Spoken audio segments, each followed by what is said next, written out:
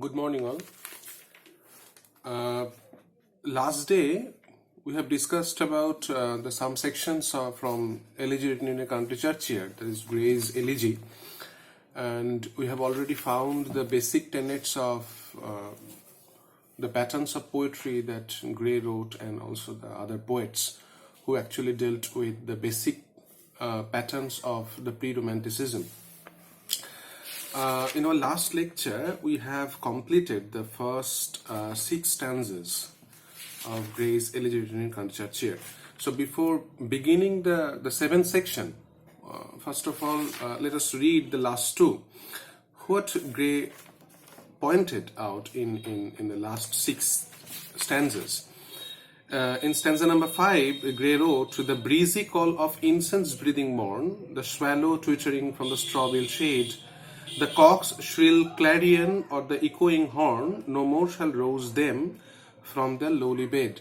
I have already mentioned that these them actually signified the persons who are dead and deceased, and the persons whose grave is being taken for consideration here, because it is an elegy, and elegy written in a country churchyard, so therefore the matter of death and the matter of loss, that is the typical elegiac tendencies, have been taken into consideration here.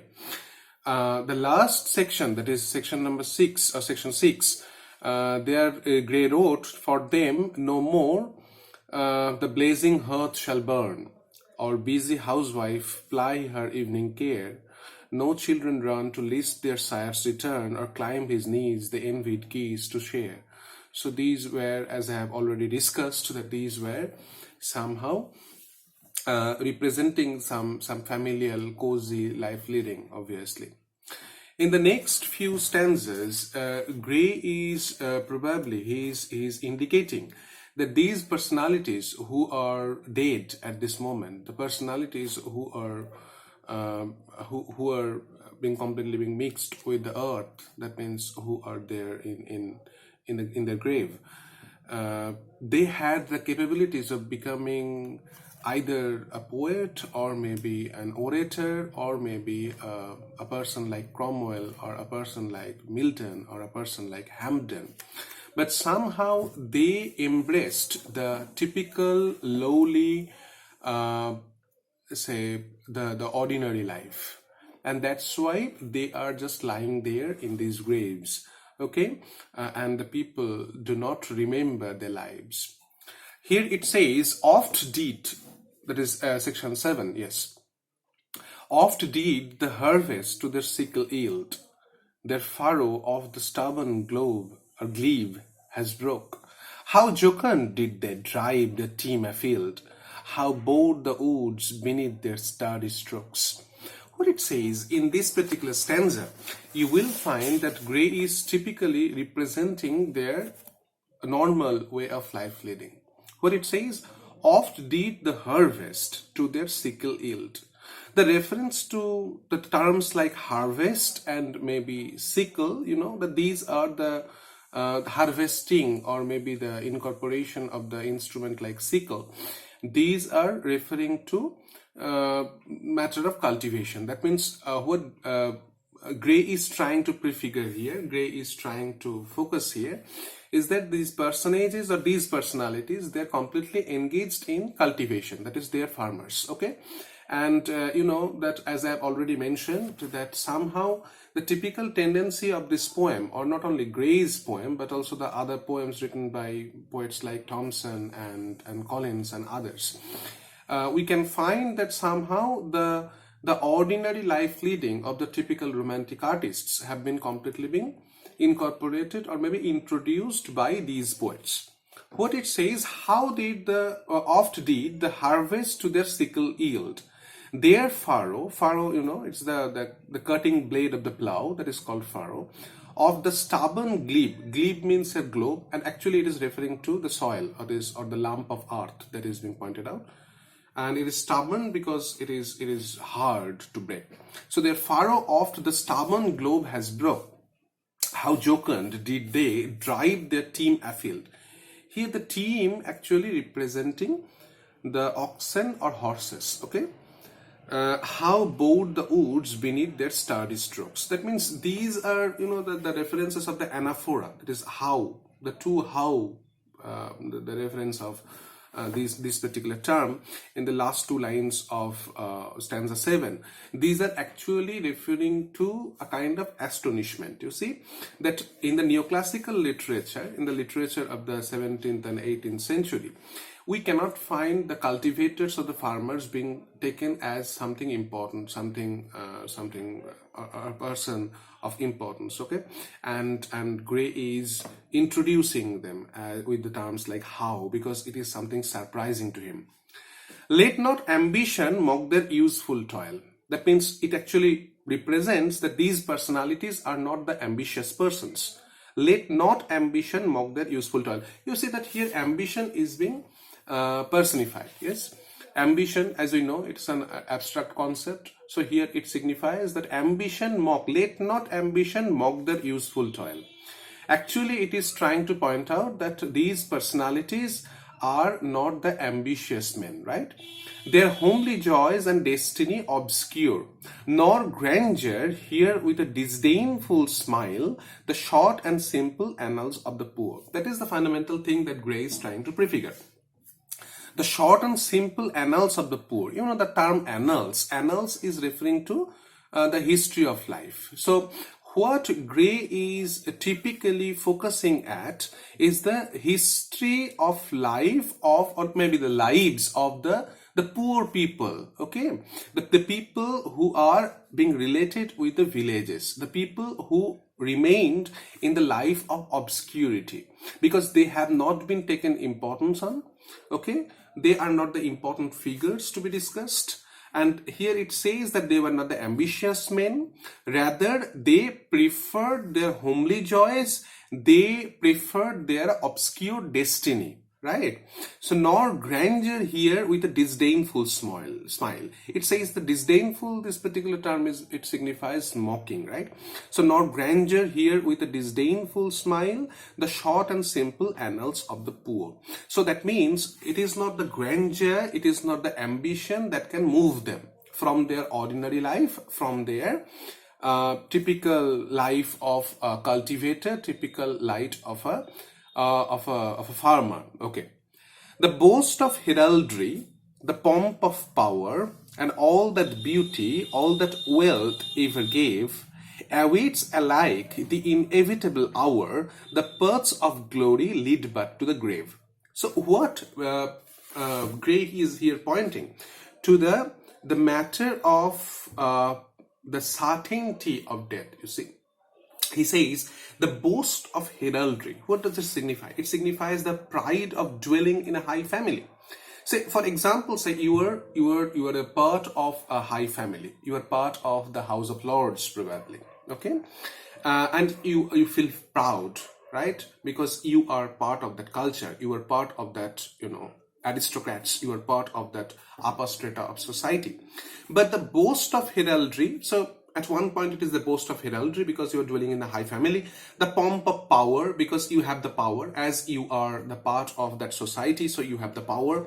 And all that beauty and all the wealth ever gave. That means it is power, it is omnipotence, it is authority that it points out. Awaits alike the inevitable hour. So what does it mean, inevitable hour? The term inevitable hour is actually referring to the implication of death. That means you cannot avoid death, right?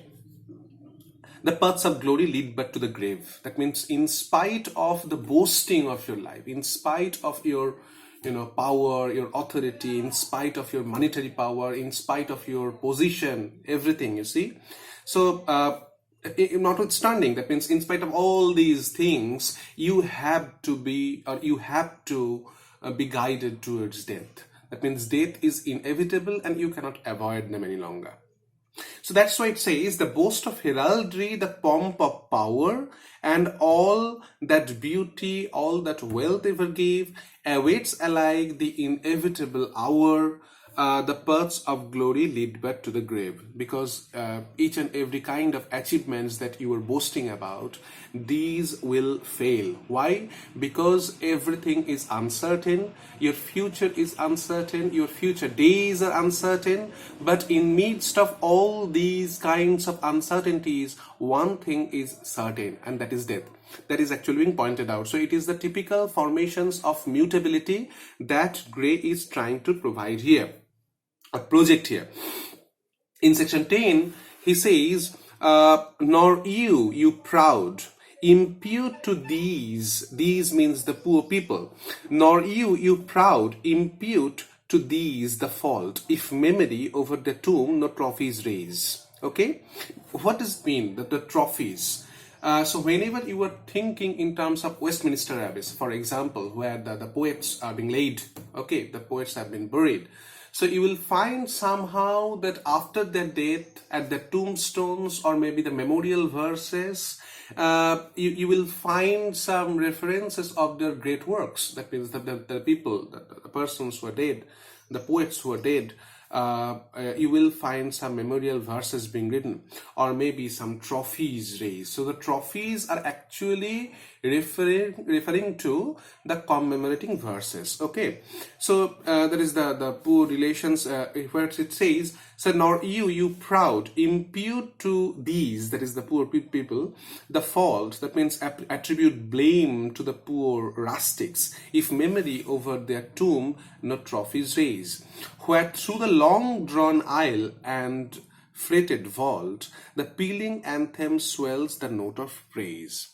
So can storied urn or animated bust back to its mansion call the fleeting breath? So that is questioning mutability. What it says, can storied urn, what is storied urn? Storied urn is being referred to, the concept of urn is always being associated with the typical pagan culture, right? Because urn is that particular container where generally the ashes of the dead persons being kept. The Ode on a Grecian Urn by Keats, there is a reference to the urn. So can storied urn, why is storied urn? Because you can find some stories or some engravings have been made on the urn, or maybe there are multiple kinds of observations, multiple kinds of stories regarding the persons who are dead and whose ashes being kept within the urn. So can storied urn or animated bust? Animated bust means, these are referring to the statues, obviously, because these are some commemoratory objects, okay, with the help of which you can commemorate the persons who are actually dead. So can storied urn or animated bust back to its mansion, here mansion refers to body, call the fleeting breath? That means, the commemorative verses, or maybe the urn, or maybe the statues of the bust, or maybe the tombstone, whatever it may be like. So it says that can storied urn or animated bust back to its mansion, that is the body, call the fleeting breath? That means when a person is dead, can you, with the help of these things, whether it is urn, whether it is bust, or maybe the commemorative verses, whatever it may be, but can you call the fleeting breath back to its mansion? That means, can a person be make alive? Okay, so can storied urn or animated bust back to its mansion call the fleeting breath? Can honor's voice provoke the silent dust, or flattery soothe the dull cold ear of death? That means, dull cold ear of death. Actually, it is referring to the dead personalities or dead personalities. So, what it points out here, not the storied urn, not the animated bust, not the honor's voice, you see, the honors that he had been made, provoke the silent dust or flattery, soothe the dull cold ear of death. That means here, Gray, in this particular stanza, Gray is trying to question the mutability. Gray is trying to question the mutable aspects of the human being. That means, in spite of all your works, you see, in spite of all your tryings, you cannot make people alive, you see. That means the persons who are dead, you cannot make him alive. And that is the primary focus, or that is the primary concern in these some or few stanzas. Okay.